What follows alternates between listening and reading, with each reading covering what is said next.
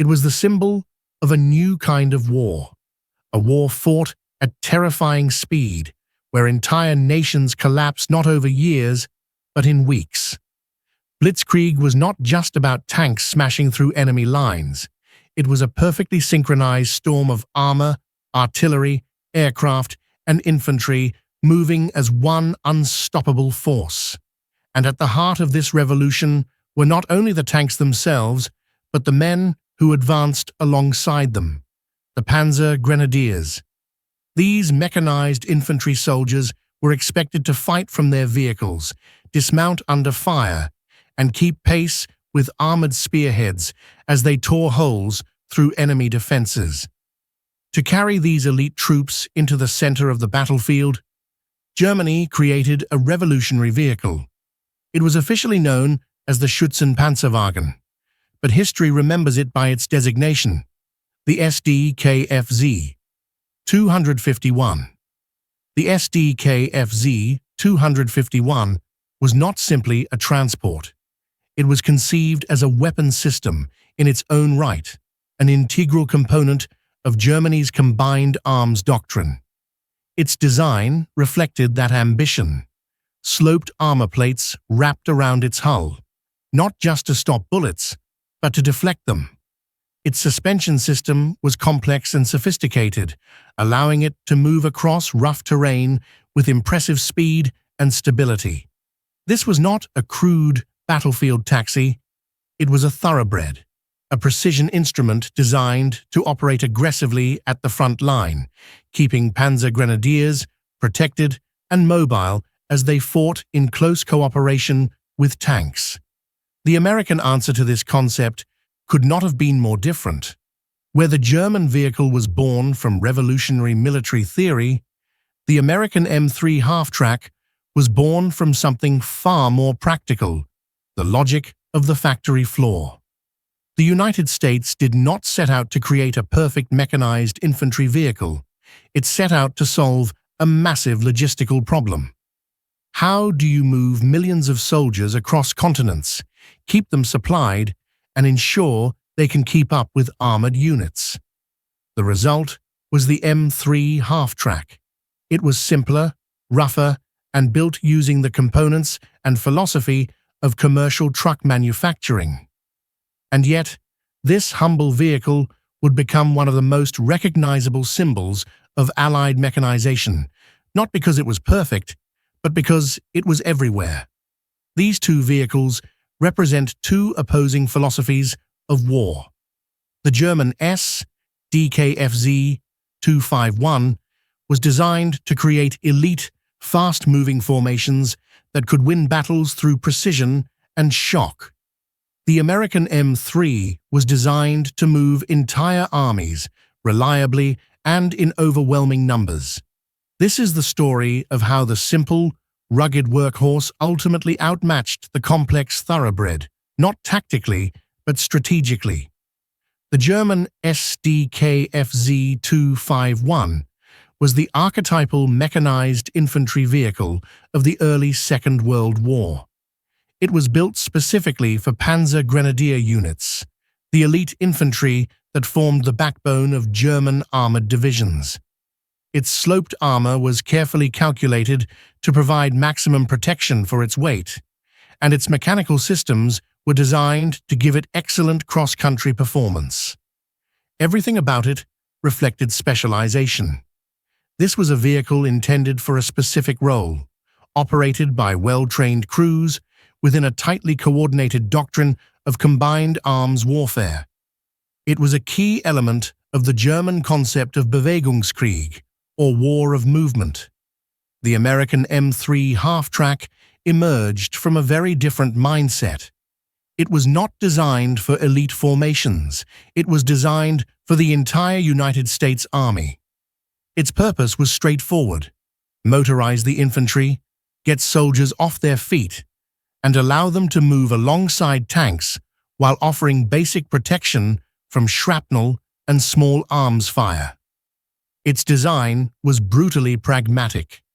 A commercial truck chassis formed its backbone, with a simple, armored box bolted on top.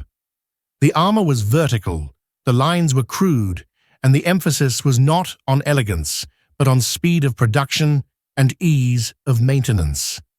The M3 was less a weapon than a tool, a machine intended to enable mass mechanization on a global scale. When it comes to protection, the differences between the two vehicles are immediately apparent. On paper, the German design was clearly superior. The Sd.Kfz 251 featured frontal armor up to 14.5 millimeters thick, and more importantly, that armor was sloped.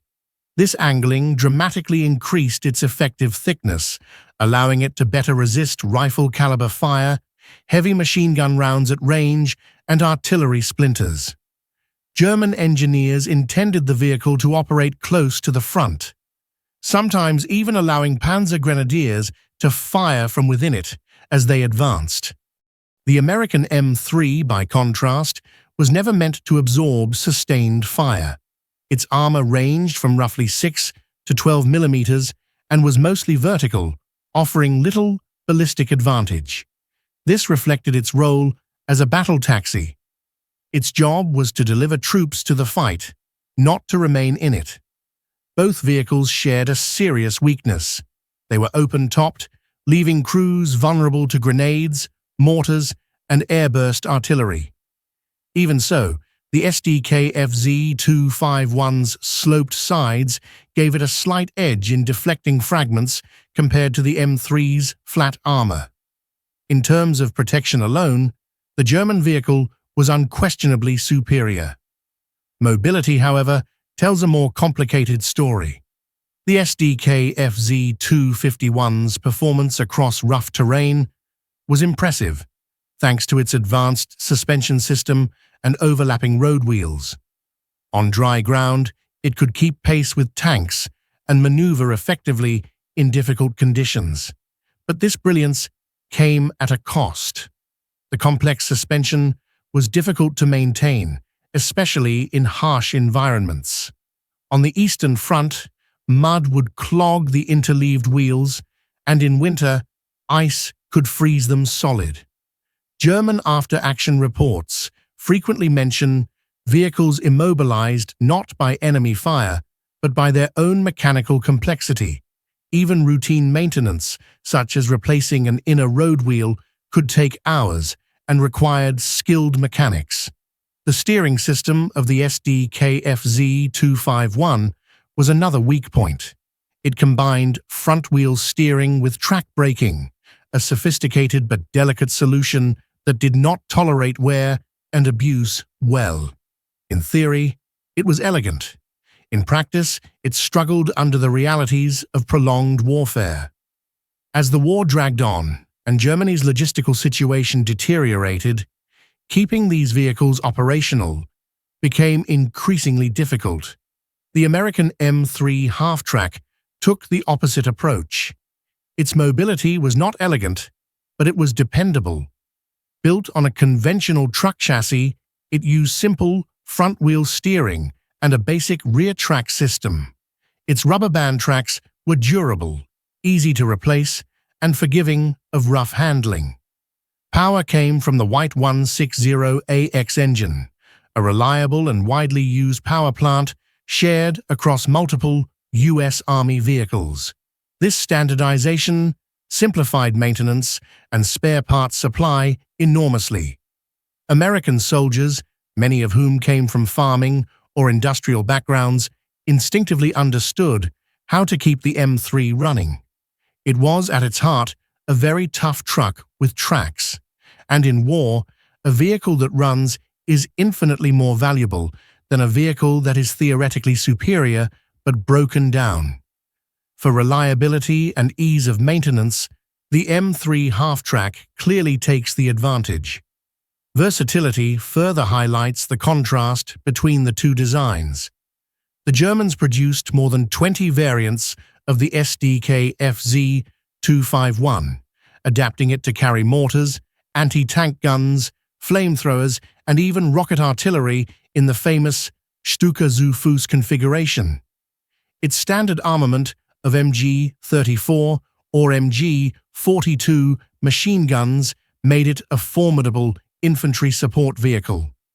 Within its intended role, it was highly flexible, and German ingenuity squeezed every possible function out of its design.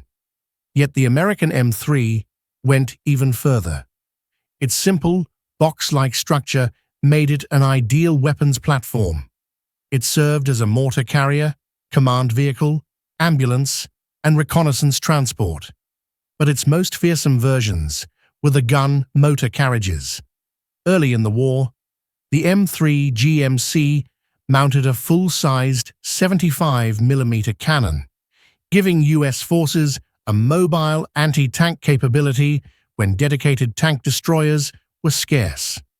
Most famously, the M16 multiple-gun motor carriage mounted 4.50 caliber Browning machine guns in a powered turret.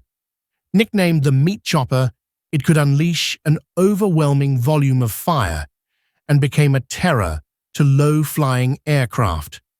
Luftwaffe pilots learned quickly to avoid columns protected by these vehicles. While both half-tracks were versatile, the sheer firepower and adaptability of the M3's variants gave it a decisive edge. Ultimately, the most important difference between these vehicles was not technical, but industrial. The Sd.Kfz 251 was complex and expensive to manufacture. Germany produced just over 15,000 of them during the entire war. As a result, they were concentrated in elite Panzer and Panzergrenadier units. The vast majority of German infantry remained footbound, a serious disadvantage in a war that increasingly depended on mobility. The M3 half-track, by contrast, was perfectly suited to mass production. Built by multiple civilian companies, it poured off American assembly lines in staggering numbers. Over 41,000 cubic meters family half-tracks were produced, nearly 3 times as many as their German counterparts. This numerical advantage transformed the US Army. It allowed not only armored divisions, but regular infantry divisions to become motorized. Through Lend-Lease, thousands more were supplied to Allied nations, helping mechanize British, Free French, and Soviet forces. The Sd.Kfz 251 created elite formations.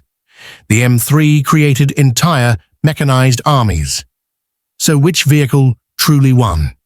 In a direct tactical comparison, the German Sd.Kfz 251 was more refined. It was better armored and more capable across difficult terrain. It perfectly embodied the Blitzkrieg doctrine that shocked the world in the early years of the war. But wars are not won by brilliance alone. They are won by endurance, logistics, and scale. The American M3 half-track was not elegant, but it was reliable, versatile, and available in overwhelming numbers. It was the battle taxi that kept the Allied war machine moving forward. The German half-track was a thoroughbred, magnificent but fragile. The American half-track was a tractor, unstoppable in its simplicity. One helped build elite divisions. The other helped build a war-winning army. And in the end, it was the workhorse, not the thoroughbred, that carried victory across the battlefield.